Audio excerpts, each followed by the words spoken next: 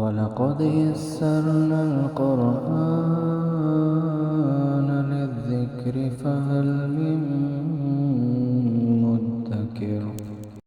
السلام عليكم ورحمة الله وبركاته. கணித்திற்குரிய எல்லாம் உள்ள அல்லாஹ்வின் நல்லடியார்களே, நான் தினந்தோறும் திருமறை குர்ஆன் தமிழாக்கத்தையும் இதன் விளக்கத்தையும் தொடர்ச்சியாக பதிந்து வருகிறோம். அதிலிருந்து சூரா முஹம்மத் 47வது அத்தியாயத்தினுடைய 34வது வசனத்தினுடைய தமிழாக்கத்தையும் விளக்கத்தையும் அறிந்து கொள்வோம். அஊது பில்லாஹி மினஷ் ஷைத்தானிர் ரஜீம். பிஸ்மில்லாஹிர் ரஹ்மானிர் ரஹீம். இன்னல்லதீன கஃபரு வஸத்து அன் சபீலில்லாஹ் ஸும்ம மாது வஹும் குஃபார் ஃபலன் யக்ஃபிரல்லாஹு லஹும். அல்லாஹ்வை மறுத்து அல்லாஹ்வின் பாதையை விட்டும் தடுத்து பிறகு இறை மறுப்பாளர்களாகவே மரணித்து விட்டுவோரை அல்லாஹ் மன்னிக்கவே மாட்டான். முந்தைய வசனங்களில் ஈமான் கொண்டவர்கள் அல்லாஹ்விற்கும் அல்லாஹ்வின் தூதருக்கும் கட்டுப்பட வேண்டும் என்றும் அத்தகையவர்களுடைய செயல்களைத்தான் அல்லாஹ் வீணாக்க மாட்டான் என்பதையும் முந்தைய வசனத்தில் அல்லாஹ் குறிப்பிட்டான். அதனுடைய தொடர்ச்சியாகத்தான் இந்த 34வது வசனத்தில் யார் அல்லாஹ்வை நிராகரித்து பிறகு அல்லாஹ்வுடைய பாதை விட்டும் தடுக்கக்கூடிய அந்த முயற்சிகளையும் செய்து பிறகு மரண தருவாயில் கூட இஸ்லாத்தை ஏற்றுக்கொள்ளாமல் அல்லாஹ்விடத்தில் பாவ மன்னிப்பு கேட்காமல் இஸ்லாத்தை நோக்கி வராமல் அல்லாஹ் ஏற்றுக்கொள்ளாமல் அதே குஃபுருடைய நிலையிலேயே மரணித்து வருகின்றார்களோ அவர்களுக்கு அல்லாஹ் நிச்சயமாக மன்னிப்பை கொடுக்கவே மாட்டான் என்பதைத்தான் அல்லாஹ் சொல்கின்றான். அதாவது அல்லாஹ்வுடைய மன்னிப்பு என்பது விசாலமானது, அவ்வளவு அதிகமானது. அந்த மன்னிப்பு என்பது அல்லாஹ் யாருக்கு நாடுகின்றானோ அவர்களுக்கு அல்லாஹ் தாராளமாக கொடுத்து வருகிறான் தான்.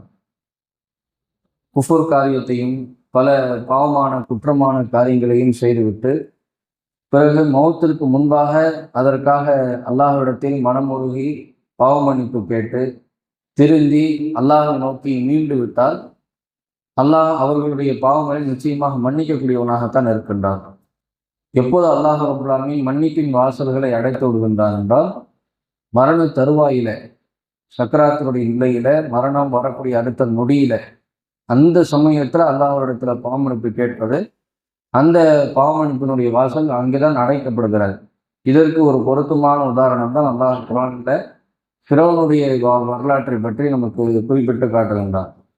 ஃபிரௌன் இத்தகைய நிராகரிப்பானவனாக அல்லாஹ்வை மறுக்கக்கூடியவனாக இருந்தால் அவன் மட்டும் மறுப்பது இல்லாமல் மற்றவர்களையும் அந்த பாதை விட்டு தடுக்கக்கூடியவனாக இருந்தால் பெருமை அடிக்கக்கூடியவனாக எந்த அளவிற்கு அல்லாஹ் சொல்லுகிறான் என்றால் அவனிடத்துல எப்போதெல்லாம் இந்த உபதேசம் சொல்லப்படுகிறதோ, எப்போதெல்லாம் இந்த மார்க்கத்தினுடைய விஷயங்கள் அவனிடத்தில் எடுத்து காட்டப்படுகிறதோ அப்போது அல்லாஹ் ரப்பல் ஆலமீனை சொல்வதற்கு பதிலாக அன ரப்புக்குமுல் ஆலா, நான் தான் உங்களுக்குரிய மிக உயர்ந்த இறைவனாக இருக்கிறேன் என்று தன்னைத்தானே இறைவன் என்று கற்பித்து கொண்டவன், இத்தகைய மோசமான ஆட்சியை நடத்தி கொண்டிருந்தவன். முக்கியமாக ஆண் குழந்தைகள் பிறப்பார்கள் என்றால் அந்த ஆண் குழந்தைகளெல்லாம் கொலை செய்து கொன்று குவித்து கொண்டிருந்தவன், அல்லாஹ்வை பாதையை விட்டும் மக்களையும் தடுத்து கொண்டிருந்து தூதர்களையும் கேலி செய்து கொண்டு அவர்கள் சொல்லக்கூடிய விஷயங்களை அல்லாஹ்வுடைய வசனங்களை வைத்து கேலி செய்யக்கூடியவனாக, கிண்டல் அடிக்கக்கூடியவனாக அந்த ஃபிரௌன் இருந்தார். அவன் இறுதியாக கடலில் மூழ்கடிக்கப்பட்டு அந்த மௌத்தினுடைய அந்த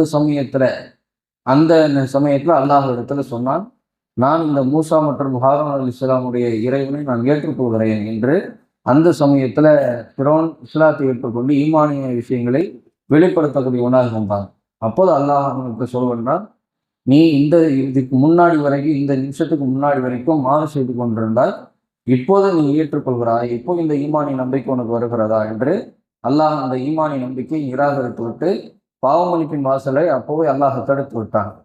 இப்போ இந்த வரலாற்று செய்தி நமக்கு தரக்கூடிய பாடம் தான் இந்த வசனத்தின் மூலமாக அல்லாஹ் நமக்கு சொல்லி தரக்கூடிய பாவமன்னிப்பின் வாசல் மௌத்திற்கு முன்பாக வரைக்கும் யாராக இருந்தாலும் அல்லாஹ் தாராள மனசோடு அவர்களுக்கு அருள் செய்யக்கூடிய கருணையோடு அல்லாஹ் அவர்களை அரவணைத்துக் கொள்வான். எவ்வளவோ குஃப்ர்தனம் செய்திருந்தாலும் பாவம் செய்திருந்தாலும் மனமுருகி அல்லாஹ்விடத்தில் மன்றாடி அதற்குரிய முறையில பாவமன்னிப்பு கேட்பார்களே ஆனால் அந்த பாவமன்னிப்பிற்கு நிச்சயமாக அல்லாஹ் பதிலளிப்பான். அந்த பாவமன்னிப்பை அல்லாஹ் ஏற்றுக்கொள்வான். மௌத்திற்கு முன்பாக வரைக்கும் நம்ம திருந்தியது அல்லாஹுக்காக. நமக்கு மௌத் வரும், எப்போது வரும் என்று தெரியாது. அதற்கு முன்பு வரைக்கும் நாம் செய்த பாவங்களுக்காக, நாம் செய்த தீமைகளுக்காக, அதற்காக அல்லாஹ்விடத்துல மனமுருகி பாவமன்னிப்பு கேட்டு தௌபா செய்து இஸ்திக்ஃபார் செய்து நாம் அல்லாஹ்வை நோக்கி நீண்டு கொண்டே இருக்க வேண்டும். அப்போ அல்லாஹ் நிச்சயமாக பாவமன்னிப்பை நமக்கு தாராளமாக கொடுப்பார். ஆனால் மௌத்து வரக்கூடிய அந்த செகண்ட்ல நம்ம அல்லாஹ்விடத்துல பாவமன்னிப்பு கேட்போமே ஆனால் அப்போதே பாவமன்னிப்பின் வாசல் அடைக்கப்படுகிறது. அதற்காகத்தான் காஃபிர்களை பற்றி அல்லாஹ் சொல்லும்போது குஃபுர்தனத்தையும் செய்து அல்லாஹ்வுடைய பாதை விட்டும் தடுத்து கொண்டு யார் இந்த மாதிரியான காரியத்தை செய்து மரணிக்கக்கூடிய அந்த தருவாயிலும் கூட குஃபுர்தனத்திலே ஈடுபட்டிருந்து அந்த மாதிரி நம்பிக்கையில மரணித்து விடுகின்றார்களோ அவர்களுக்கு அல்லாஹ் நிச்சயமாக மன்னிப்பை கொடுக்கவே மாட்டான். அந்த மன்னிப்பு இல்லை என்பது உறுதியான செய்தி. அந்த வார்த்தையை தான் அல்லாஹ் குறிப்பிட்டு காட்டுகின்றான். மன்னிக்க மாட்டான் என்பது மேலோட்டமான எதிர்மறையை வைத்து அல்லாஹ் சொல்லவில்லை. உறுதியான எதிர்மறையை வைத்து அல்லாஹ் சொல்கின்றான், இவர்களுக்கு இந்த மாதிரியான பாவிகளுக்கு அல்லாஹ்வுடைய மன்னிப்பு என்பது நிச்சயமாக கிடையாது என்பதை அல்லாஹ் சொல்லி காட்டுகின்றான். அப்போது நாம் இதிலிருந்து நாம் பெற வேண்டிய பாடம், அல்லாஹ்விடத்துல நாம் அன்றாடம் பாவமன்னிப்பு கேட்டுக்கொண்டே இருக்க வேண்டும். இத்தகைய நிலைக்கு நாம் தள்ளப்பட்டு விடக்கூடாது. அல்லாஹ்வை மறக்கக்கூடிய பாவங்கள், அல்லாஹ்வுக்கு எதிரான நாம் செயல்பாடுகள் நம்ம அதிலிருந்து விலகிக் கொள்ளக்கூடியவர்களாக, அல்லாஹ்விடத்தில் அன்றாடம் பாவமன்னிப்பு கேட்கக்கூடியவர்களாக நாம் இருந்து கொண்டே இருக்க வேண்டும். சுப்ஹானல்லாஹி வ பிஹம்திஹி, அஷ்ஹது அல்லா இலாஹா இல்லா அன்த, அஸ்தக்ஃபிருக வ அத்தூபு இலைக்.